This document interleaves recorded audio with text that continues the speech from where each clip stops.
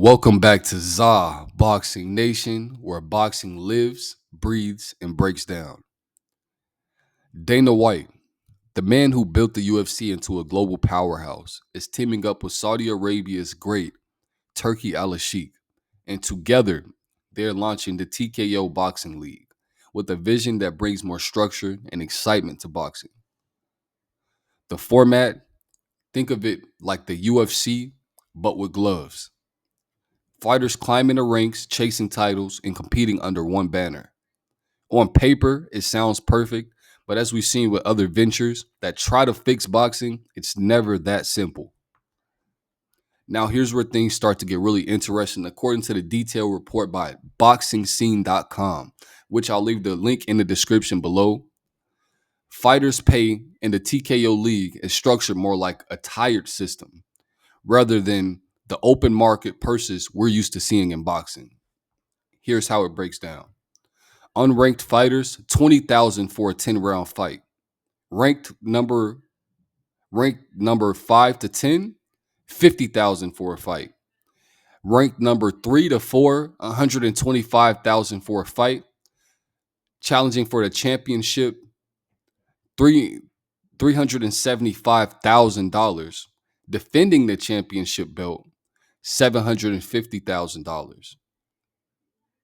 Now, those numbers might look decent if you're comparing them to the early stages of a UFC career, but we're talking about boxing, a sport where top tier fighters often pocket millions for one single fight. So here's the real question. Are these numbers enough to attract elite talent and keep them here? Here's the real issue. Dana White's model works in the UFC because MMA fighters don't have the luxury of bouncing between multiple promotions with big purses. In boxing, it's a whole different game. Fighters can choose between PBC, Top Rank, Matchroom, and other promoters, all of whom offer a massive purse for pay-per-view stars. Why would a top-ranked fighter who can make 5 to 10 million in a marquee fight trade that in for a $375,000 title shot? Unless TKO League can guarantee exposure, sponsorships, and long-term financial security, it's hard to see how they'll convince elite talent to sign up for something like that. And what about the middle tier fighters, the ones who might never get a crack at the top five, but could still make 6 or 7 figures in traditional boxing?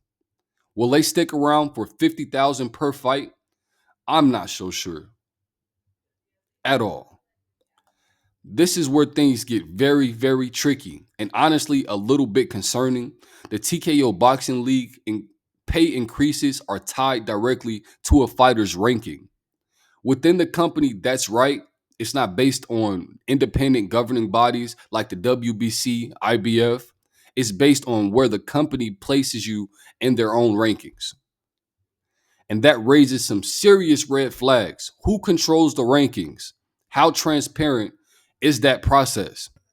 If if a fighter knows that cracking the top 10 can double their paycheck, you better believe that they'll know exactly how that ranking system works. And if it's not transparent, that's where things can get ugly. So let's look at the big picture. This model could work for younger and upcoming fighters who are looking for a structured path to success. But for established fighters, it's a tough sell.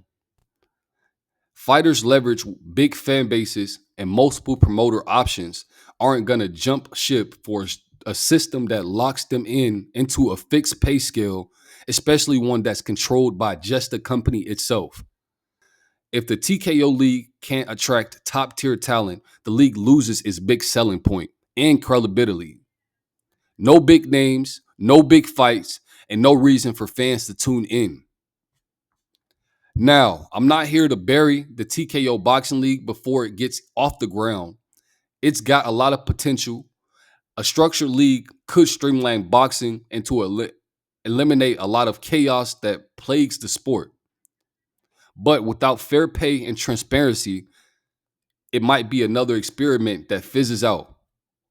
I want to hear from you though. Do you think that TKO Boxing League is the future of boxing, Or is it just another cash grab that's going to leave fighters out in the cold?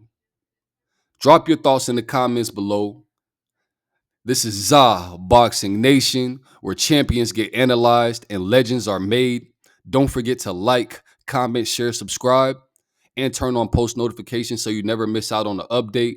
If you would like to read the full article from BoxingScene.com, I've got the link in the description. As always, keep your hands up, and I'll catch you in the next one.